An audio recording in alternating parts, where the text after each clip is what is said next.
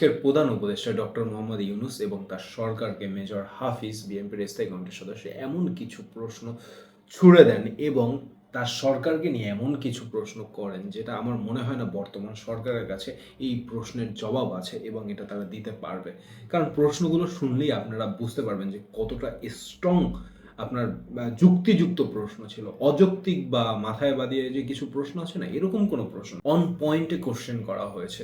First question ছিল বিগত 17 বছরে শেখ হাসিনার এই যে দুঃশাসন চলেছে বাংলাদেশে, যেখানে নির্বিচারে মানুষকে হত্যা করা হয়েছে, কেউ যদি আওয়ামী লীগের বিরোধিতা পোষণ করে বা কারো যদি রাজনৈতিক দ্বিমত পোষণ ছিল তাকে গুম করে দেওয়া হয়েছে, বিচার বহির্ভূত হত্যা করা হয়েছে, দুঃশাসন করা হয়েছে, দুর্নীতি করা হয়েছে, চাঁদাবাজি করা হয়েছে, অর্থ পাচার করা হয়েছে। এইগুলো নিয়ে বিগত 17 বছরের দুঃশাসন নিয়ে ডক্টর মোহাম্মদ ইউনূস একটা কথা এখন পর্যন্ত তার শাসন আমলে, দীর্ঘ 11 মাস শাসন আমলে একটা প্রশ্ন তিনি করেননি এবং একটা কথা তিনি বলেননি। তিনি যখনই মিডিয়ার সামনে বা যখনই বাইরের কান্ট্রির মানুষের সামনে শেখ হাসিনার শাসন আমলকে তুলে ধরেছেন, তখনই তার শাসনামল বলতে জুলাই এবং অগস্টের যে গণ অভ্যুত্থান, ছাত্রকেন্দ্রিক যে গণ অভ্যুত্থান, ছাত্র আন্দোলন এবং ছাত্র হত্যার গণবিচার, এগুলো নিয়েই সবসময় কথা বলেছেন। কিন্তু বিগত 17 বছরে তো হাজার হাজার লক্ষ মানুষ নির্যাতনের শিকার হয়েছে, লক্ষ মানুষ বিনা বিচারে জেল খেটেছে।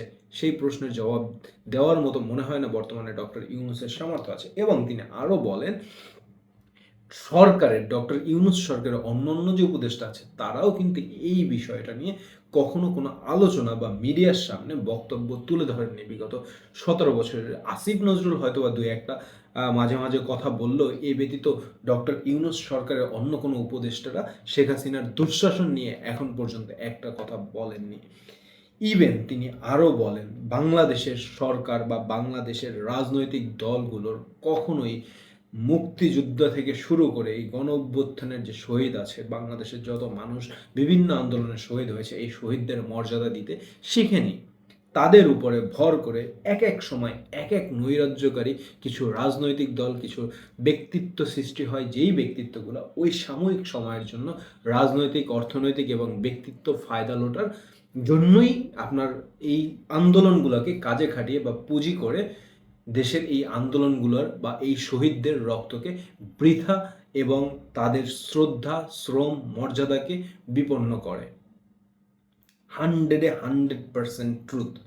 প্রত্যেকটা আন্দোলনে যত শহীদ হয়েছে তাদের উপরে ভর করে দেখা গেছে অলওয়েজ কোনো না কোনো রাজনৈতিক দল, কোনো না কোনো ব্যক্তিত্ব তার ফায়দা লুটছে।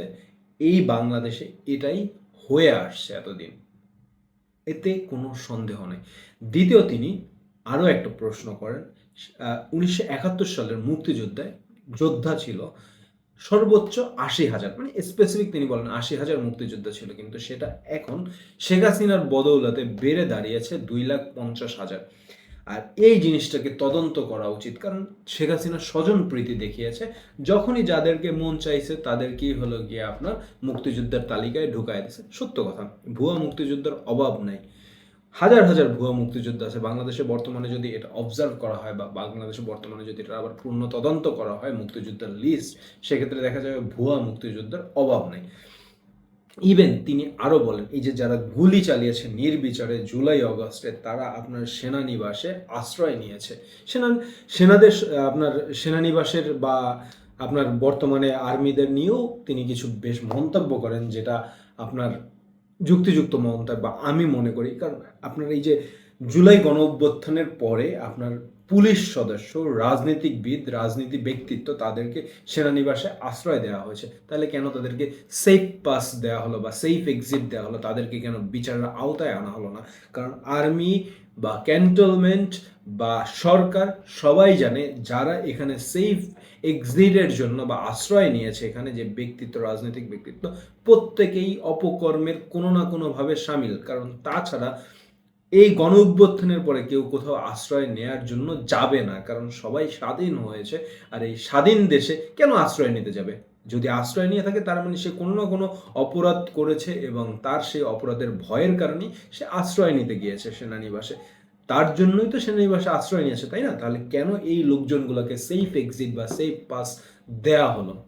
তাদেরকে গ্রেপ্তার করে আইনের আওতায় আনাটা শ্রেয় ছিল এবং তাদেরকে আইনের আওতায় আনা উচিত ছিল।